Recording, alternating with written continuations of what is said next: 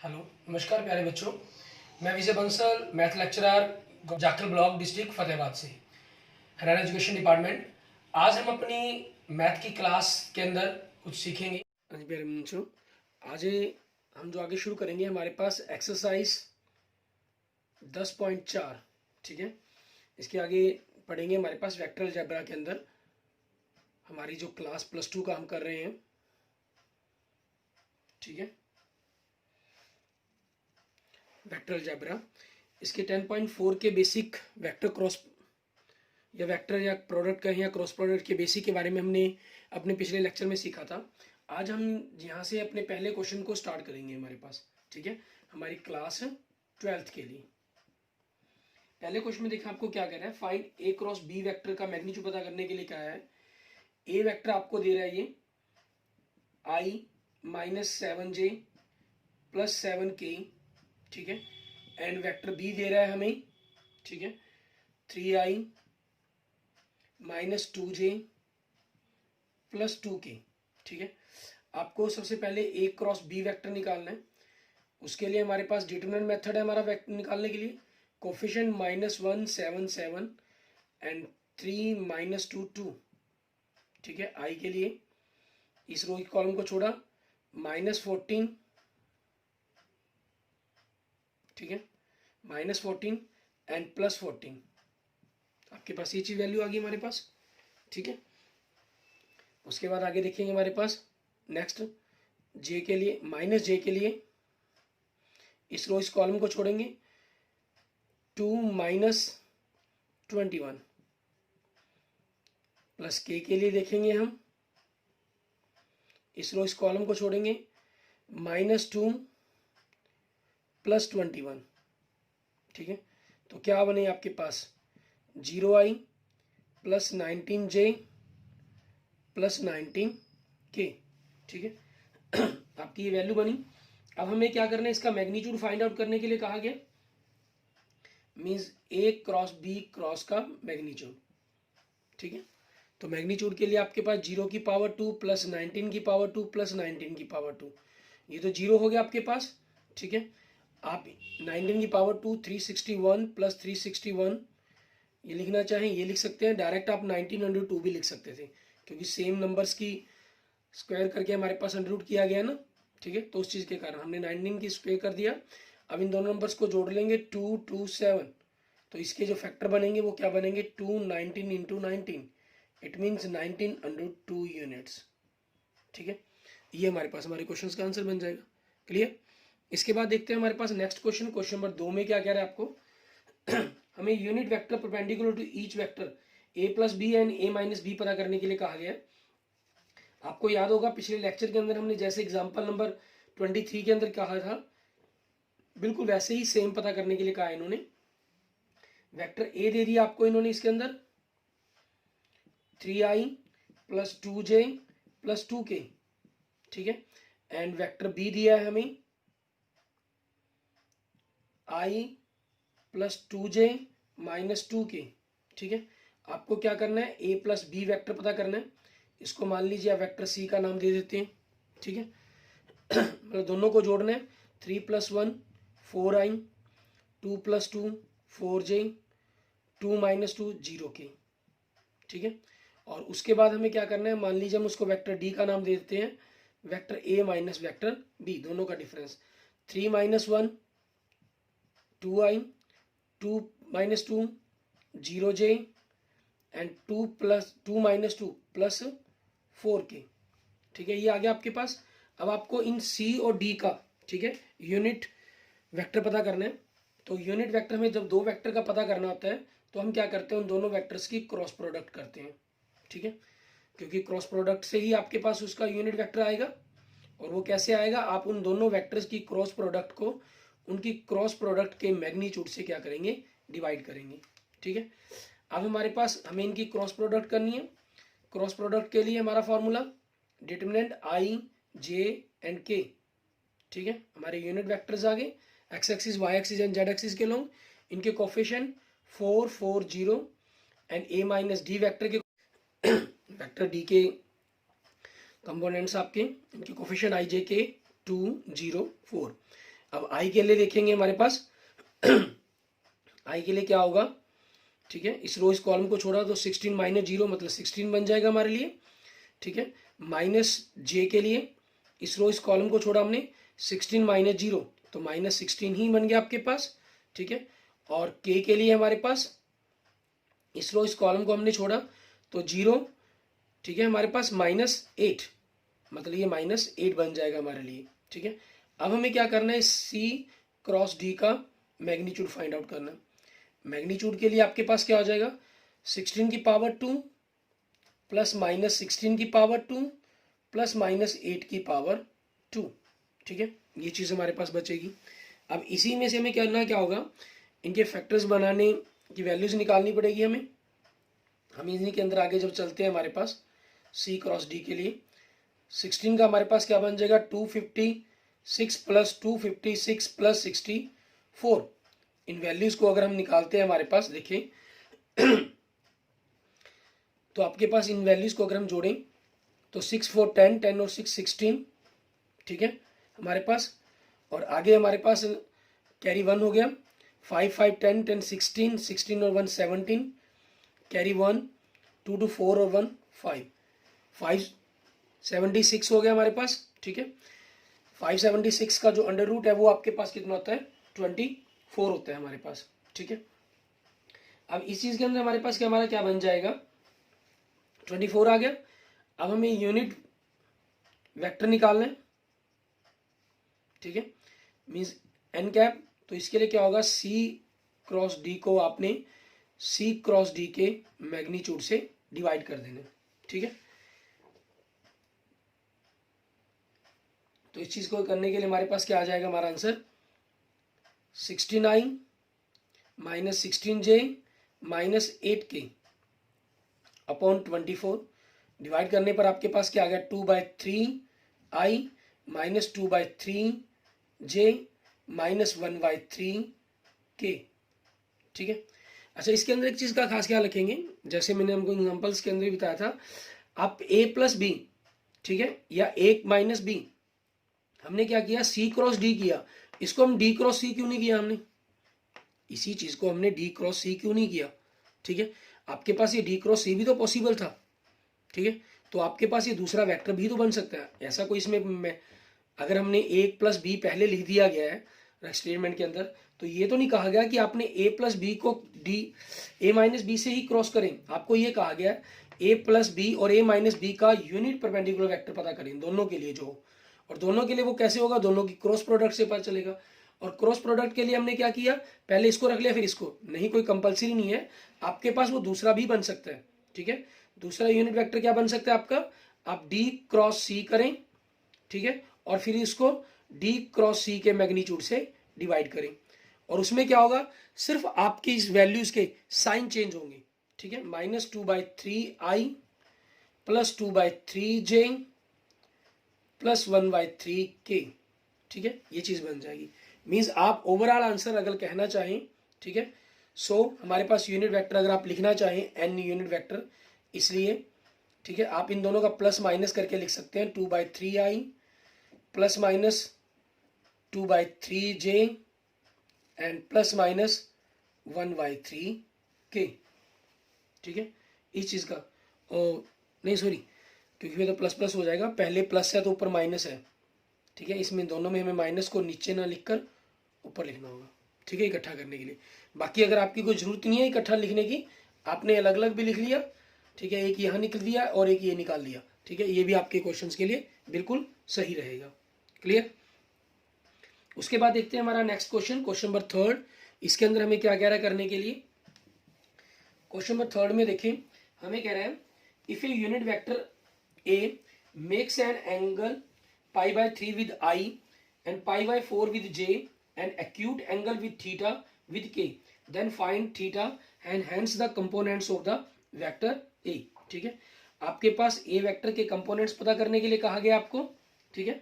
I और J के साथ आपको एंगल दिया गया कि I और J के साथ जो वेक्टर का एंगल बनता है, ठीक है, तो थर्ड K के साथ हमारे पास कितना एंगल बनेगा, हमें उस वैल्यू को निकालना है, ठीक है। आपके पास देखिए क्वेश्चन नंबर 3 में क्या कह रहा है ये, ठीक है, vector A makes angle with I, ठीक है, पाई by 3 with I and pi by 4 with J, ठीक है। आपके पास आई और जे के दे दिए गए एंगल, आपसे के एंगल के बारे में पूछा गया है। अब इसके अंदर हमें किस कंसेप्ट का यूज करना है वो ध्यान देंगे हम। इसमें हम क्या कर सकते हैं, डायरेक्शन का इनके कंसेप्ट का यूज कर सकते हैं, ठीक है। लेट ए जो वेक्टर है मेक्स एंगल, ठीक है, हमारे पास मान लीजिए इसको गामा कह लेते हैं विद के, ठीक है। तो हमारे पास by direction relations, direction cosine relation, cos square alpha plus cos square gamma beta sorry plus cos square gamma equal to 1। cos square alpha means pi by 3 plus cos square beta means pi by 4 plus cos square gamma, ये आपको value पता ही करनी है। और pi by 3 means आपको cos 60 की value, और cos 60 की वैल्यू कितनी होती है 1/2, तो 1/2 की पावर 2 हो जाएगा। cos 45 ये आपके पास क्या होता है √2/2 लिख लें आप, ठीक है, या 1/√2, जो भी आपने वैल्यू याद रख रखी होगी, की हुई है, फिंगर से करते हैं जैसे भी, clear. Plus cos square gamma equal to 1। तो आपके पास cos स्क्वायर गामा क्या हो गया 1 माइनस 1/4 माइनस 1/2, तो आपके पास क्या आ जाएगा 1/4। 1/4 क्या होता है 1/2 की होल स्क्वायर। इट मीन्स आपके पास जो cos गामा है वो 1/2 आ गया, और 1/2 वैल्यू किस पर होती है cos पाई बाय 3 पर, इसलिए y आपके पास जो गामा एंगल है, एंगल गामा, ठीक है, वो कितना हो गया आपके पास पाई बाय 3 हो गया। अब उसके बाद इन्होंने साथ में आपसे क्या पूछा, इसके अंदर हमारे हमसे पूछ रहा है कि आपने कंपोनेंट्स ही बताने हैं वेक्टर ए के, ठीक है, कंपोनेंट्स बताने हैं आपको, कंपोनेंट्स ऑफ वेक्टर ए, ठीक है, क्योंकि ए आपके पास क्या था एक यूनिट वेक्टर दिया गया था, ठीक है, जो ए वेक्टर है आप इसके अंदर आगे यहाँ पर शब्द का प्रयोग भी कर लें यूनिट वेक्टर ए, ठीक है, इसीलिए हम इस कंसेप्ट का यूज कर पाए हैं। अगर ये यूनिट वेक्टर ना होता तब हम डायरेक्शन कोसाइन के कंसेप्ट का यूज नहीं कर सकते थे, क्योंकि आप जानते हैं जब कोई वेक्टर यूनिट वेक्टर है, ठीक है, तो मान लीजिए उसके कंपोनेंट में अगर ये मान लेता हूँ xi प्लस वाई जे प्लस जेड के, ठीक है, तो आपकी जो ये वैल्यू है ये आपके डायरेक्शन कोसाइंस की वैल्यू बन जाती है। इट मीन्स ये जो वैल्यू है आपके पास cos alpha, cos beta and cos gamma बन जाती है, ठीक है, और उसी कंसेप्ट का हमने यहाँ पर यूज कर लिया। अगर ये आपका यूनिट वेक्टर है, ठीक है, इट मीन्स आप इस प्रकार से लिख लें या इस प्रकार से लिख लें, अगर ये आपके पास यूनिट वेक्टर है तब, ठीक है। तो अब इसके कंपोनेंट्स निकालने हैं, तो आप इसको ए वेक्टर की जगह यहाँ पर अगर शब्द प्रयोग कर लेते हैं हम, ठीक है, यूनिट वेक्टर, तो और ज़्यादा क्लियर हो जाता है आपके पास वेक्टर ए, ठीक है। तो इसके पहला कंपोनेंट आपके पास क्या हो जाएगा cos alpha means cos pi by 3, it means 1/2 value. दूसरा कंपोनेंट cos बीटा, ठीक है, इसको हम LMN से रिप्रेजेंट करते हैं, ठीक है। तीसरा cos गामा, ये cos पाई बाय 3 हो जाएगा, ये cos पाई बाय 4 हो गया, इसकी वैल्यू 1/2 और इसकी वैल्यू 1/2, ठीक है। सो आंसर क्या बन जाएगा आपके पास, आपका एंगल तो पाई बाय 3 हो गया आपके पास, और कंपोनेंट्स 1/2 1/2 1/2, ठीक है, ये आपके पास इसके कंपोनेंट्स बन जाएंगे। क्लियर, इस तरीके से हमारे पास हमारा क्वेश्चन नंबर 3 हो जाएगा। आगे देखते हैं हमारे पास हमारा नेक्स्ट क्वेश्चन, क्वेश्चन नंबर 4, उसके अंदर हमें करने के लिए क्या कह रहा है ये क्वेश्चन नंबर 4 के अंदर। क्वेश्चन नंबर 4 में आप देखिए हमको कह रहा है कि वेक्टर शो डैट, हमें शो करना है, क्या चीज शो करनी है कि vector A minus vector B, ठीक है, cross vector A plus vector B, ठीक है, equal to 2a cross B, ठीक है, टू शो डैट, आपको ये शो करना है। तो हमने प्रूफ ले लिया, ठीक है, प्रूफ कर लें कह लें या लेफ्ट हैंड साइड ले लें, वही की हो जाएगा हमारे पास। इसका प्रूफ के लिए हमें क्या करना होगा, हमने इसकी लेफ्ट हैंड साइड ली, लेफ्ट हैंड साइड में क्या कह रहा है a minus B vector cross product a plus B से, तो क्रॉस प्रोडक्ट का हम टर्म्स को खोल देंगे, a को a से क्रॉस कर देंगे, a क्रॉस a वेक्टर, ठीक है, a क्रॉस को b से करेंगे तो plus a cross b minus b cross a, minus B cross B. ठीक है, अब हमारे पास क्योंकि A cross A and B cross B same vector को आप सेम वेक्टर से क्रॉस करते हैं तो वो क्या बन जाता है, जीरो बन जाता है हमारे पास, क्योंकि एंगल आपके पास दोनों के बीच में क्या हो जाता है, थीटा 0 डिग्री या यूं कह लीजिए 180 डिग्री मीन्स पाई। ठीक है, 0 या पाई बन जाता है आपके पास। ठीक है, आप 0 डिग्री ही लिख सकते हैं इसको। तो ये वैल्यू खत्म, आपके पास क्या बचा, A cross B minus B cross A, और ये वैल्यू आपके पास क्या होगी, 0 प्लस 0।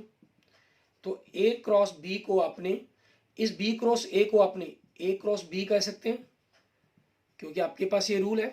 ठीक है, कि अगर आपने ए क्रॉस बी को बी क्रॉस ए लिखना है, जनरल आपके पास डॉट प्रोडक्ट के अंदर दोनों आपस में इक्वल होते हैं, लेकिन क्रॉस प्रोडक्ट में जनरल इक्वल नहीं होते।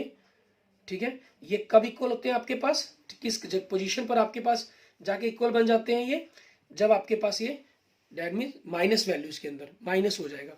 तो माइनस माइनस प्लस हो गया, आपके पास क्या वैल्यू आ गई, 2a क्रॉस b, हमारे पास ये वैल्यूज आ गई हमारी।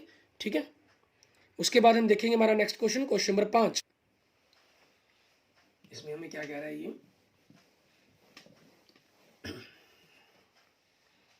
हमें लैम्डा और म्यू की वैल्यू पता करने के लिए कहा है इन्होंने।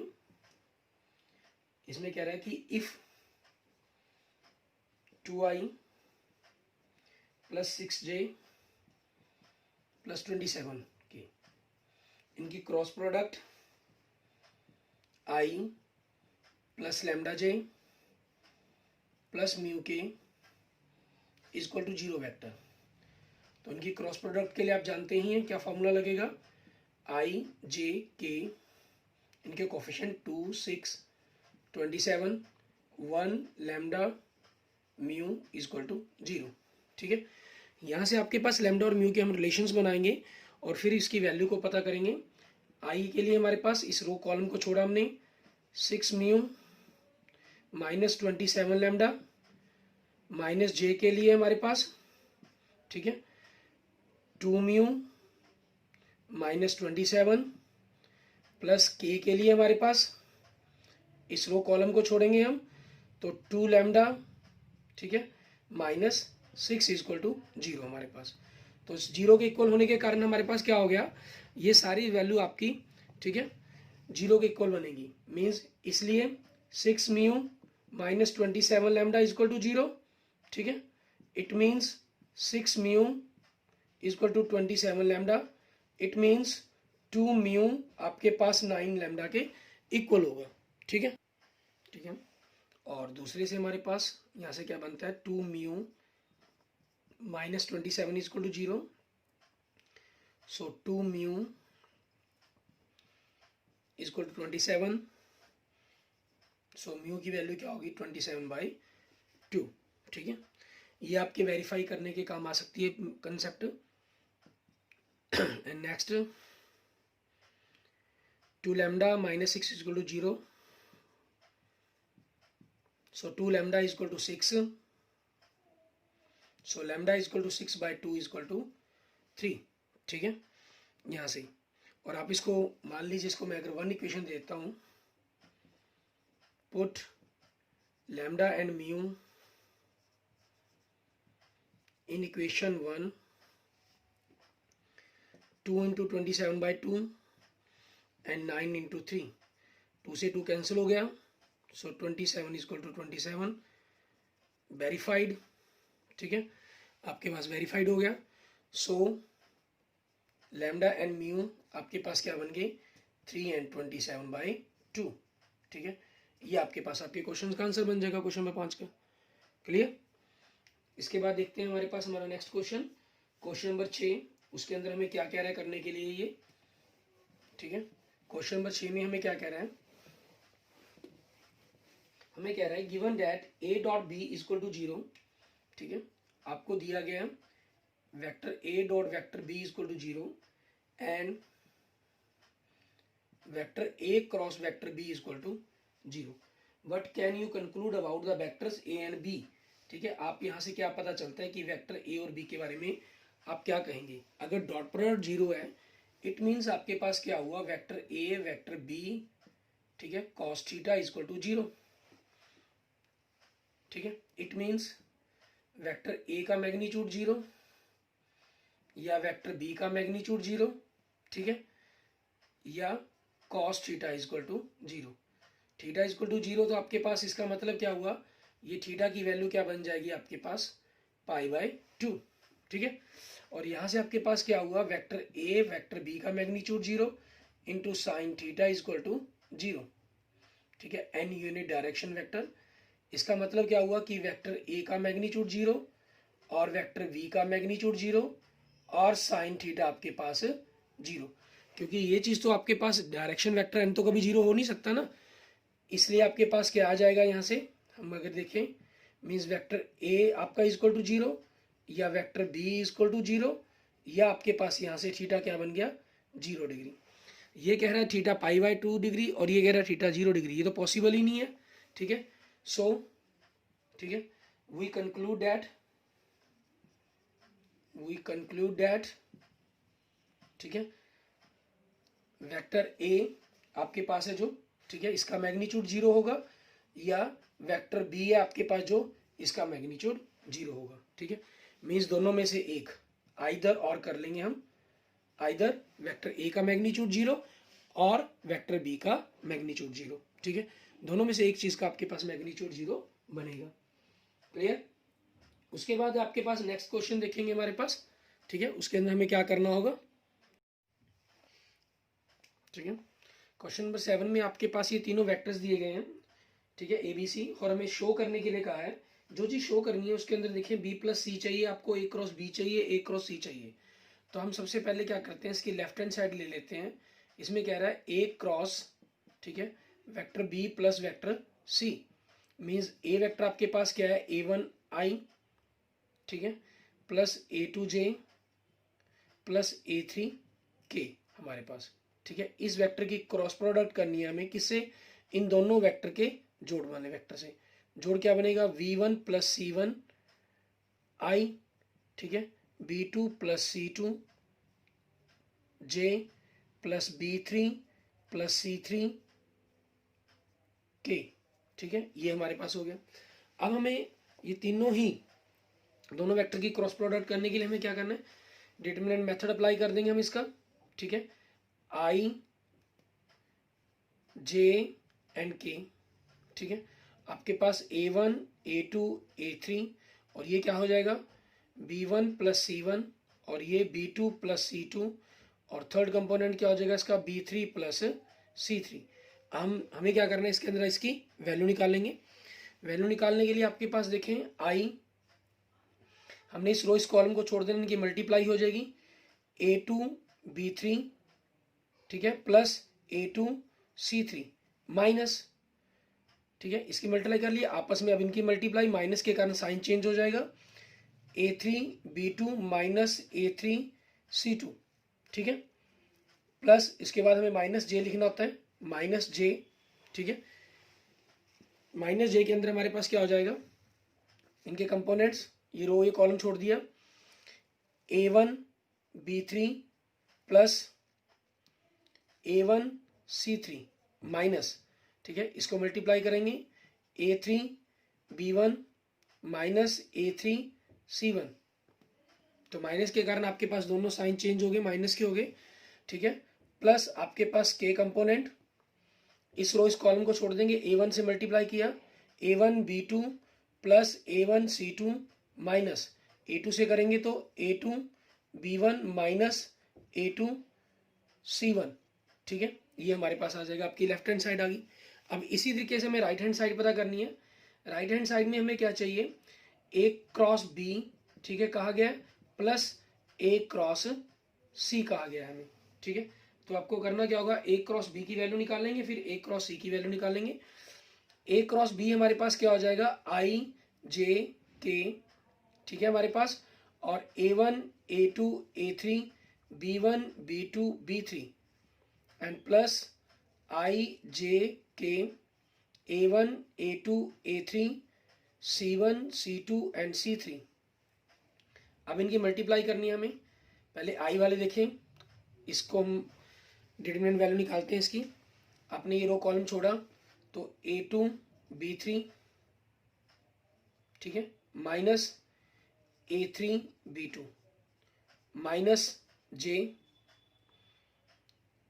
A1 B3 minus B1 A3 plus K के लिए किया, ठीक है। इस रो इस कॉलम को छोड़ा तो आपके पास A1 B2 minus A2 B1 plus, इस चीज को हमने डिटरमिनेट कर दिया। अब दूसरे मैट्रिक्स को हम डिटरमिनेट करेंगे। इसका आई के लिए किया, इस रो इस कॉलम को छोड़ दिया हमने, ये रो है कॉलम छोड़ी तो A2 C3 minus A3 C2 minus J के लिए, ठीक है। आपके पास इस रो इस कॉलम को छोड़ेंगे तो A1 C3 minus A3 C1 plus K के लिए, ये रो और एक कॉलम छोड़ देंगे तो A1 C2 minus A2 C1, ठीक है। अब आपके पास देखें आई के अंदर ये दोनों ऐड होंगे। देखें इसके अंदर A2 B3 A2 C3 plus के अंदर है, माइनस के अंदर A3 B2 A3 C2 आपके पास सेम, ठीक है। लेफ्ट और राइट हैंड साइड के अंदर दोनों ही जो पोर्शन है आपके पास बराबर आ गए। Left hand side and equal to right hand side, ठीक है। हमारा जो आंसर है वो प्रूव्ड हो जाता है। क्लियर। उसके बाद देखते हैं हमारे पास हमारा नेक्स्ट क्वेश्चन, क्वेश्चन नंबर 8। इसके अंदर हमें क्या करने के लिए कहा गया इन्होंने। क्वेश्चन नंबर 8 के अंदर आप देखें हमें कह रहा है कि if either vector A is equal to 0, ठीक है, इफ और vector B is equal to 0, ठीक है, या देन आपके पास क्या चीज है A cross B is equal to 0 बनेगा। कन्वर्स, ठीक है, if A cross B is equal to 0, ठीक है, तब हमें एग्जांपल्स देने हैं कि उनकी जो क्रॉस है वो तो 0 बनेगी लेकिन आपकी वो वेक्टर एक्चुअल में 0 नहीं होंगे। तो हमें क्या करना है यहाँ से लेने के लिए, हमने ऊपर देखें 5th एग्जांपल्स के अंदर किया ही था, दो वेक्टर्स की मल्टीप्लाई की थी 6i plus 2i plus 6j, ठीक है, प्लस 27k, ये हमने किया था। ये वेक्टर A लेट कर लिया हमने एंड वेक्टर B हमारे पास, ठीक है। इसी के according i plus 3j plus 27/2k, ये चीज कर लिया हमने इसके अंदर, ठीक है। मीन्स यहाँ से आपको याद रखना तो मुश्किल हो जाएगा, तो इसमें ख्याल रखें कि जो भी आपने वेक्टर माना उसके किसी भी एक कंपोनेंट को बाकी से भाग कर दें, ठीक है। वो आपके पास सेम दूसरा वेक्टर जैसे 2 से डिवाइड कर दिया तो i 3 और 27/2 ये बन गया। ऐसे दोनों वेक्टर्स की जब भी मल्टीप्लाई की जाएगी तो 0 होगा। मान लो आप 6 से डिवाइड कर देते तो दूसरा वेक्टर आपके पास बन सकता है 1/3i प्लस j, ठीक है, प्लस 27/6, इट मीन्स 9/2 बन जाएगा आपके पास, ठीक है। उनकी मल्टीप्लाई भी आपके पास क्या बनेगी 0 बनेगी, ठीक है। हम इन एग्जांपल्स को ले सकते हैं। अच्छा, क्वेश्चन नंबर 9 के अंदर देखें, इसके अंदर जैसे हमने एग्जांपल नंबर 24 किया था सेम वैसे ही आपको एक ट्रायंगल के तीनों वर्टेक्स दिए गए ABC, जिनकी वैल्यू 1 1 एंड 2 दी गई है, और ये आपके पास 2 3 5 दिया गया है, और ये 1 5 5 दिया गया है। तो पोजीशन वेक्टर OA, ठीक है, हमारे पास अगर हम बात करें कि OA की पोजीशन वेक्टर से आपको क्या दिया गया, OA पोजीशन वेक्टर आपके पास, ठीक है, i plus j plus 2k, and OB vector क्या दिया गया आपको 2i plus 3j plus 5k, ठीक है, एंड OC वेक्टर क्या दिया गया आपको i plus 5j plus 5k, ठीक है। अब हमें क्या करना है, क्योंकि इसका एरिया निकालना है ट्रायंगल का, तो आप कोई भी दो वेक्टर ले लेंगे। मान लीजिए आप AB और AC वेक्टर निकालते हैं, ठीक है, आपको AB वेक्टर, ठीक है, और AC वेक्टर ये दोनों निकाल लेने हैं। फिर क्या करेंगे, इन दोनों के मैग्नीट्यूड निकालेंगे, AB वेक्टर से AB वेक्टर का मैग्नीट्यूड और AC वेक्टर से AC वेक्टर का मैग्नीट्यूड, दोनों मैग्नीट्यूड आ गए। तो एरिया हमारे पास क्या हो जाएगा, ठीक है, हाफ अपॉन, इसके अंदर सॉरी हम अलग अलग मैग्नीट्यूड नहीं निकालेंगे, ये दोनों वेक्टर निकालने के बाद इनके क्रॉस प्रोडक्ट करेंगे क्योंकि हमें एरिया निकालना है ना, ठीक है। क्रॉस प्रोडक्ट करने के बाद उसका मैग्नीट्यूड निकालना है हमें, ठीक है। दोनों वेक्टर्स के क्रॉस प्रोडक्ट और उनका मैग्नीट्यूड, तो ए बी क्रॉस ए सी बन जाएगा आपके पास, ठीक है, उसका हाफ। ये हमारे पास एरिया ऑफ ट्रायंगल बन जाएगा। क्लियर? उसके बाद देखते हैं हमारे पास नेक्स्ट क्वेश्चन, क्वेश्चन नंबर 10, ठीक है। इसके अंदर हमें क्या करना है, ये खुद आप ट्राई करेंगे, मैं आपने दोनों के दोनों क्वेश्चंस खुद ट्राई करने हैं। 9वां क्वेश्चन, 8वां तो मैंने करवाई दिया आपको। क्वेश्चन नंबर 10 में हमें देखिए क्या कह रहा है, ये कह रहा है find the area of parallelogram whose adjacent sides are determined by the vectors. A दे रखा है आपको, ठीक है, i minus J plus 3k, and vector B दे रहा है हमें 2i minus 7j plus k, ठीक है। हमें क्या करना होगा, हम पहले सबसे पहले इन दोनों की क्रॉस प्रोडक्ट कर देंगे, i, ठीक है, j एंड k, इनके कोफिशिएंट 1 माइनस 1 3, 2 माइनस 7 एंड 1, ठीक है।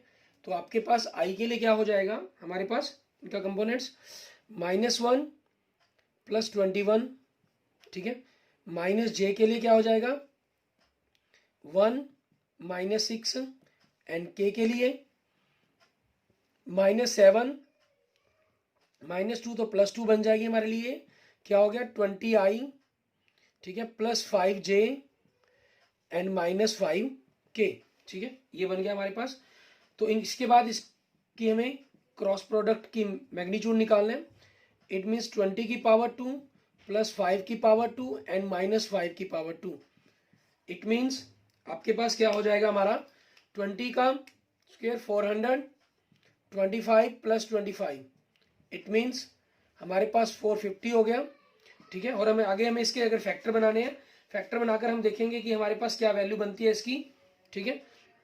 तो इसके फैक्टर बनाने पर आपके पास 2 इंटू 225 बचा, ठीक है, 225 आपके पास 3 से डिवाइड, 3 इंटू 3 इंटू 5 इंटू 5, आप मल्टीप्लाई भी देख सकते हैं, 5 5 25, 25 दिए 75, 75 दिए 225, 225 दूनी 450, तो 15 वर्गमूल 2, ठीक है, आपके पास स्क्वायर यूनिट्स, ये आपके पास आपके क्वेश्चन नंबर 10 का आंसर बन जाएगा।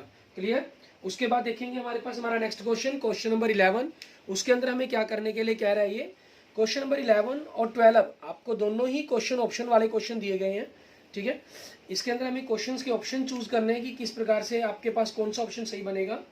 जैसे क्वेश्चन नंबर 11 के अंदर कह रहा है हमें let vectors A and B, दोनों वेक्टर के मैग्नीट्यूड दिए गए आपको, then A cross B is a unit vector. जो ए क्रॉस बी है आपके पास वो एक यूनिट वेक्टर है, इट मीन्स इसका जो मैग्नीट्यूड है आपके पास वो 1 है, ठीक है। और वेक्टर ए का मैग्नीट्यूड आपको, ठीक है, इन्होंने 3 दिया हुआ है, एंड वेक्टर बी का जो मैग्नीट्यूड है वो आपको √2/3 दिया हुआ है। हमसे पूछ रहा है कि एंगल की वैल्यू बताएं क्या होगी। एंगल की वैल्यू के लिए फॉर्मूला क्या है आपके पास, साइन थीटा अगर आपको निकालना हो, एंगल निकालना हो, ठीक है, तो उसके लिए हम क्या करते हैं, दो वेक्टर्स है हमारे पास, ठीक है, उसके मैग्नीट्यूड की क्रॉस प्रोडक्ट अपॉन में आपके पास उन वेक्टर्स का आपस में मैग्नीट्यूड, इंडिविजुअल मैग्नीट्यूड, ठीक है। तो ये वैल्यू हमारे पास 3 है, 1 है, ये 3/√2/3, ठीक है। 3 से 3 आपके पास कैंसिल हो गया, तो कितना आ गया 1/√2 आ गया, ठीक है। और 1/√2 जो वैल्यू है साइन के अंदर किसकी होती है, ठीक है, π/4 की, साइन π/4, सो थीटा आपके पास क्या बन जाएगा π/4। इट मीन्स आपका बी ऑप्शन बन गया, ठीक है। नेक्स्ट देखें क्वेश्चन नंबर 12।